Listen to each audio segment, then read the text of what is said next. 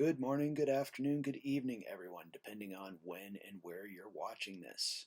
This is our first video lesson for History 493 seminar, and should be exciting. I've already had a chance to watch Adam and Conrad's contributions, so thank you very much. Looking forward to continuing on this process, and we'll continue to learn a lot. As I'm recording this, Blackboard is non-functional, but hopefully it'll be back up soon and we'll be able to get the discussion boards going.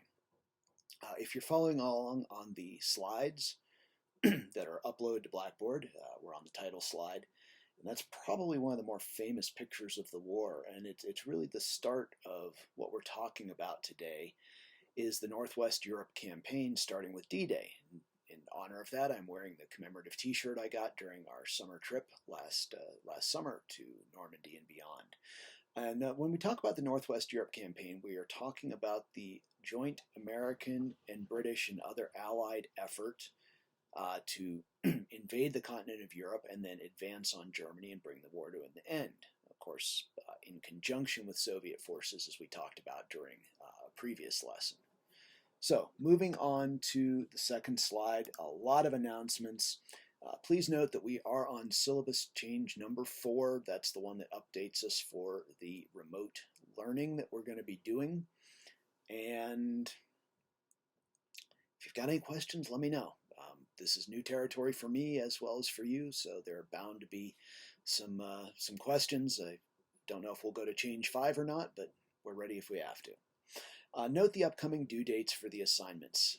I know circumstances are what they are, and when it comes to due dates, I refer you to Douglas Adams' classic, The Hitchhiker's Guide to the Galaxy, which offers the important advice, don't panic. I understand that all of your circumstances are now different. You're struggling with various things. Life is going on despite the pandemic and despite your classes. So do the best you can. Keep me informed. And if you're having problems, let me know sooner rather than later so I can help you out.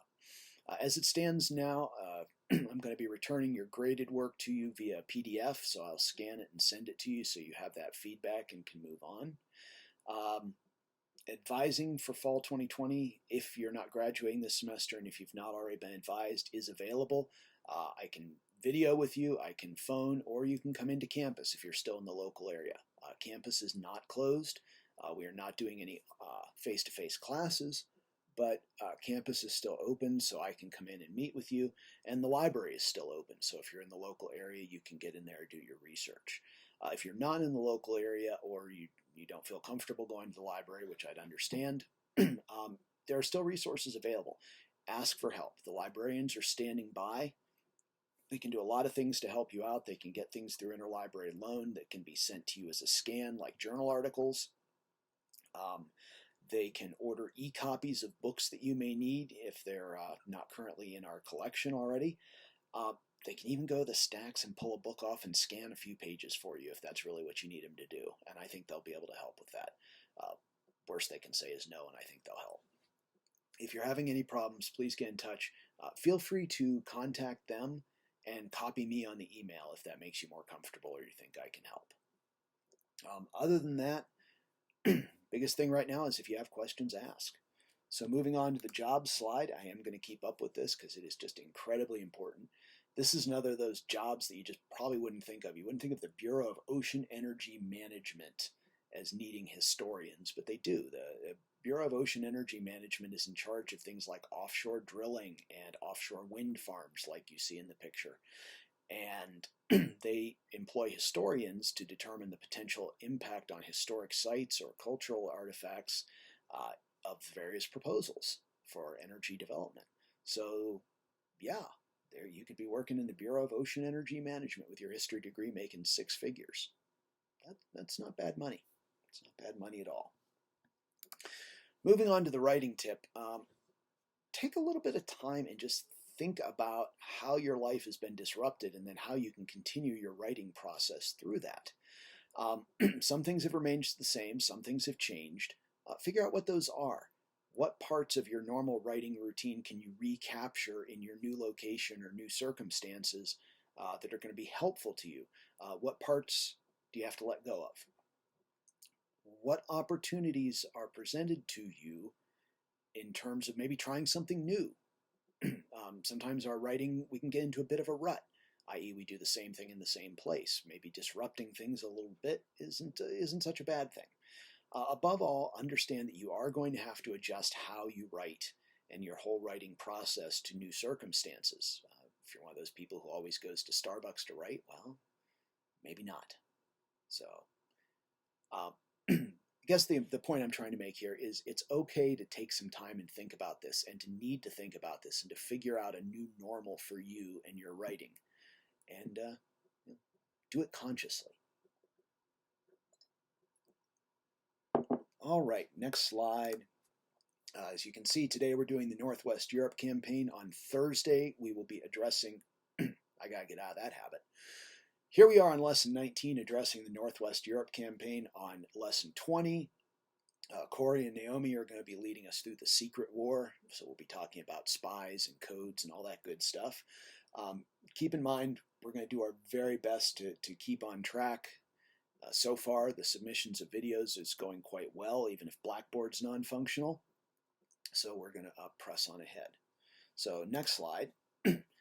If you haven't done so already, go ahead and pause me at this point and go ahead and watch Adam and Conrad tell us about The Guns at Last Light, When the Odds Were Even, A Time for Trumpets, in the Last 100 Days. So go through those 4 books, put me on pause, and then come back to me, and I will make a couple comments on what they talked about, and then talk about Closing with the Enemy and Decision in Normandy.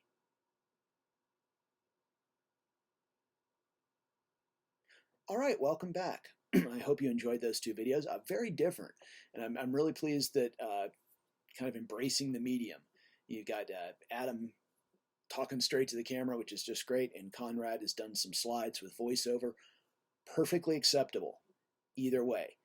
However you want to experiment with this new option, look at it this way: it's a chance to learn a new skill, or exercise a skill that you may already have, and it'll be useful.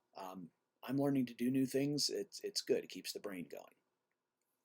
So I'm really glad that Adam picked up on the fact that Charles MacDonald is a veteran of the Battle of the Bulge, as well as a historian.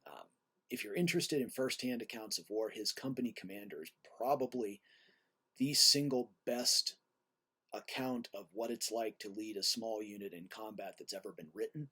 So it's a worthwhile read. He's a very good historian in and of himself, in addition to being a veteran and a memoirist, so to speak. So well worth the look there. And then, man, excuse me. This is why we have our water in hand. And Rick Atkinson's The Guns at Last Light is probably the cream of modern scholarship on World War II. Atkinson is a journalist as opposed to a historian, but it goes to show you don't necessarily need formal training to become a good historian. He has done a ton of research, and he has really made himself into a first-rate historian coming from his journalism background.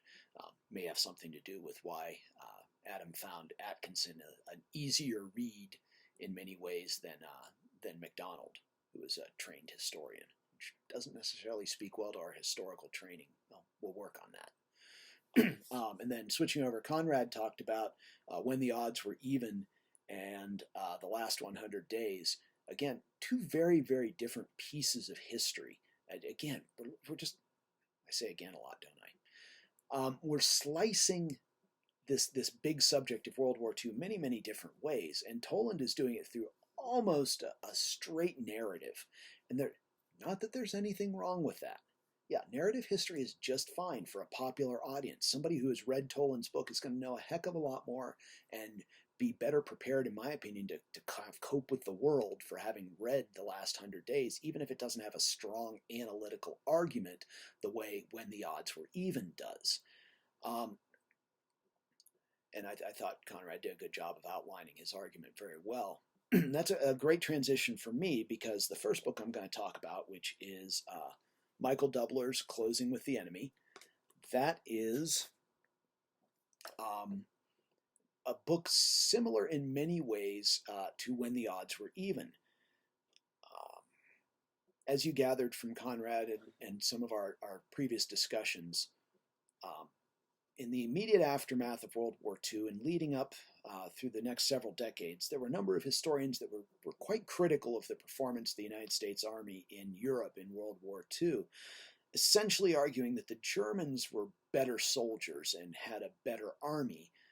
The Americans had advantages in air power and artillery and logistics that meant that their inferiority as soldiers and as an organization um, didn't really matter in the end. But then this new wave of historians came along, and they're sometimes referred to as the Ohio State School because many of them got their doctorates at Ohio State University in their military history program, which it's not as good as Temple's, mind you, but it's not bad. But they came out and called the Ohio State School, arguing that no, the American Army was really much, much better than previous historians had given it credit for.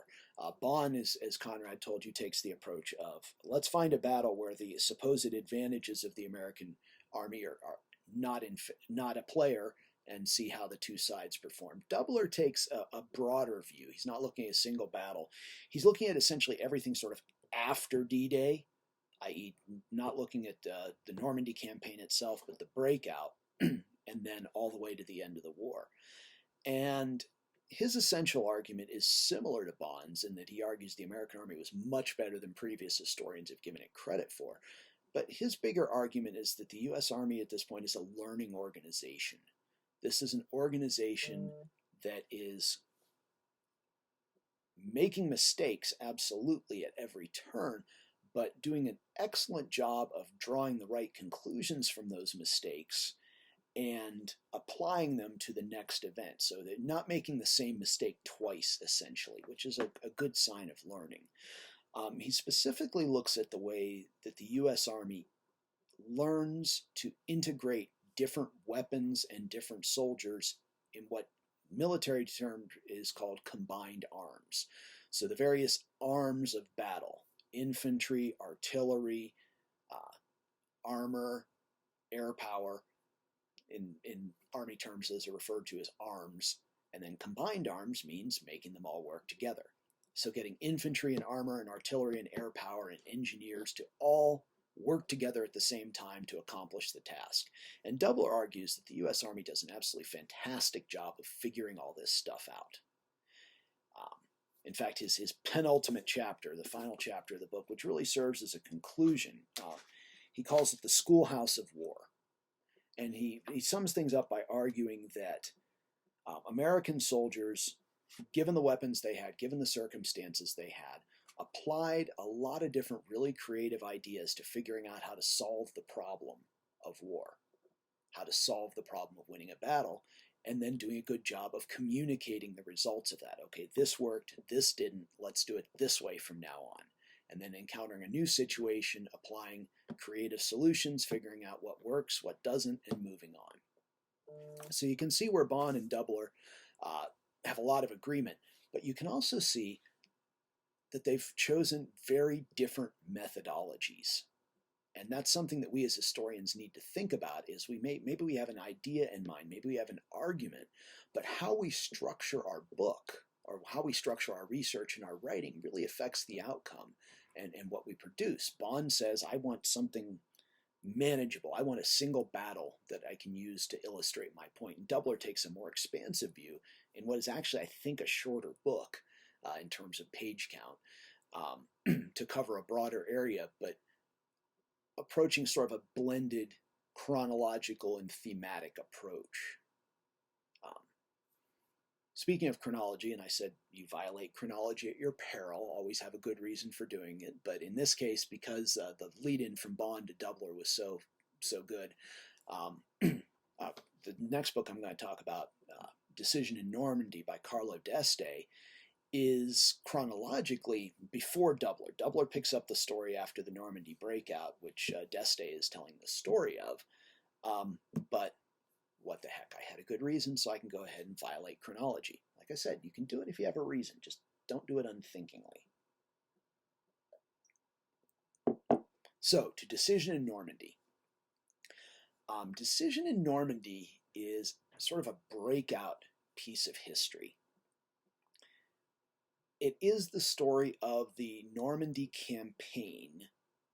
And what we mean by that is after D-Day, after the actual landing in France, after the forces get ashore, the Americans and the British and their supporting allies have to fight the Germans to establish themselves and then build up forces inside the beachhead that was established on D-Day and after.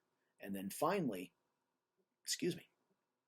they need to break out of the beachhead. So what we're looking at is a relatively narrow, compacted place that the Allies control, surrounded by Germans to their front and sides and the English Channel to their rear, and they have to figure out how they're going to punch through the German lines somewhere, break out into open country, and then begin their advance across France into Germany to bring the war to an end. So while D-Day was necessary, and winning the battle on D-Day was necessary to an Allied victory in World War II, it wasn't sufficient. There has to be the breakout and follow-up. So D'Este takes up the story then, and what he's talking about very deeply are a lot of command relationships. If I don't move my mouse, the screen starts to blank out and I go into darkness. But anyway, I'm back. D'Este is talking a lot about Eisenhower and Bradley and Montgomery. And as of D-Day and in the Normandy campaign, for the first part of it, Eisenhower is the big boss, the supreme Allied commander. Montgomery is in charge of the ground operations, and then Bradley is in charge of American ground operations under Montgomery. Now, as American forces build up on the beachhead, as there are more and more Allied troops, eventually Eisenhower takes direct command, with Bradley commanding the American forces under him and Montgomery commanding the British forces under Eisenhower. Then the command relationships get more complicated after that, but that's the main point. And what D'Este is looking for is trying to figure out how the Allies decided to and then executed the breakout. And the way the breakout worked, and when I get more advanced, I'd have a map up. But essentially, and let's see, you're looking at me. So if the beachhead is just sort of a little blotch like this, like my hands here, what you're seeing here, which is my right hand, you're seeing it on my left, I think, is the Americans, and the British are over here. And what happened was the British attacked the Germans, drew all of the, not all, but most of the German reserves, especially their armor, to this point, to the British side of the lines. And then the Americans staged a breakout, attacking south. I've got to hold my hands up higher. Attacking south and then swinging around. Okay, so we have this, and it just kind of, it's almost like a swinging door sort of effect. I'm not sure how useful that was, but it was worth a shot. Anyway, here's where things get tricky and personalities come into play.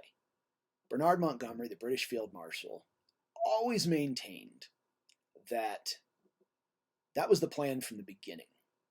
That the idea all along was that the British would draw the Germans onto them, and then the Americans would stage the breakout. The problem is the historical record doesn't back up that interpretation.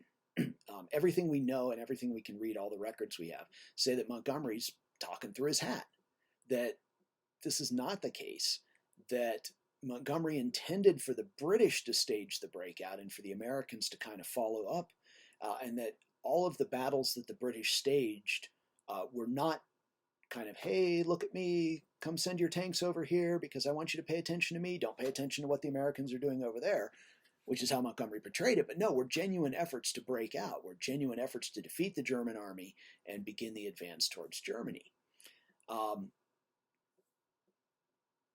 Because of this, Montgomery's insistence that this is always always was his plan, after the fact, the historical record got very muddied, and the fact that there was a lot of bad blood between Eisenhower and Montgomery, and between Bradley and Montgomery, and don't even bring Patton into the mix, that since these folks couldn't get along, largely due to Montgomery's personality, that the historical record really gets obscured. And D'Este concludes that what actually happened was that, yes, Montgomery was trying to break out on the British side, and when that didn't work, he supported the idea of the Americans doing the breakout, which turned out to be remarkably successful. So the overall conclusion that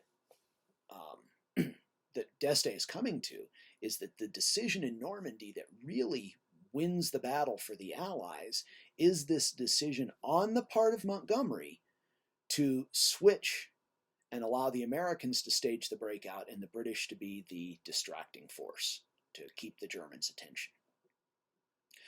Which is really a remarkably good piece of generalship, and Montgomery deserves a lot of credit for this, but because his ego is wrapped around the idea that he's the master of the battlefield and that his plans always work, he doesn't give himself credit for being flexible and innovative in a difficult situation. Instead, he insists that no, I planned it all from the beginning. So I guess the conclusion there is that Montgomery deserves a heck of a lot of credit, just not for the things he insists he needs credit for. So decision in Normandy kind of disappoints a lot of readers who are looking for a blow-by-blow, here's where the tanks are moving, here's where the forces are, let's talk about the ground troops perspective, which is something that somebody like Atkinson really excels at, is telling the story on the ground, as well as the high command. D'Este is really just concerned with these decisions at the high command and going through the records and figuring out what Montgomery and Bradley and Eisenhower were actually doing, what they were actually thinking, what decisions were actually made, as opposed to what the post-war memoirs and claims came out to. And it's really a brilliant book. Just don't go into it thinking that you're going to get a lot of combat action, unless you count Eisenhower, Montgomery, and Bradley fighting as combat. All right, that's what I have. You've watched the 3 videos now, and it's time to start posting those questions once Blackboard is back up. I don't know when that's going to happen. Again, the best advice I can offer you is don't panic. Okay, we will get through this. Please listen to your civil authorities and your medical experts as to what's the best way to deal with this pandemic. Practice your social distancing and try not to worry too much. Be cautious but not scared. And when Blackboard comes up, I look forward to your questions and your comments, and I hope we can get a rousing discussion going. Have a great day, and we will see you again for Lesson 20.